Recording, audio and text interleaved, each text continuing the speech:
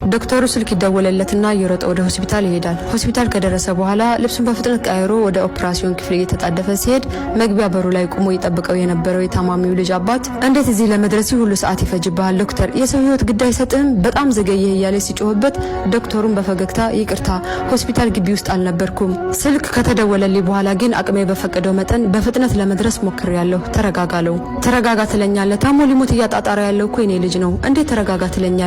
ያንተ ልጅ ቢሆን እንደዚህ ትላለህ? አንተ በመዘየትህ ልጅ ሊሞትብኝ ነው ትንሽ አታስብም ብሎ ሲጮህበት ዶክተሩም አሁንም ፈገግ እያለ ዶክተር የሰው ልጅ ህይወት ሊያረዝምም ሊያሳጥርም አይችልም፣ የሁላችንም ነፍስ በፈጣሪ እጅ ናት፣ ሞት ለማንም አይቀርም፣ አሁን ተረጋጋ፣ እኔ ስራዬ ልስራበት ብሎ ወደ ሰርጀሪ ክፍል ገብቶ ለተወሰኑ ሰዓታት ህፃኑን ቀዶ ጥገና ካከናወነ በኋላ ወደ ውጭ ወጥቶ በፈገግታ የልጁን አባት እንኳን ደስ አለህ፣ ልጅ ሰርጀሪ ከተደረገለት በኋላ በጥሩ ጤንነት ላይ ይገኛል፣ ከዚህ በኋላ የሚያስፈልግህ ነገር ካለ ነርሷ ትረዳሃለች ብሎት እየሮጠ ከሆስፒታሉ ወጣ።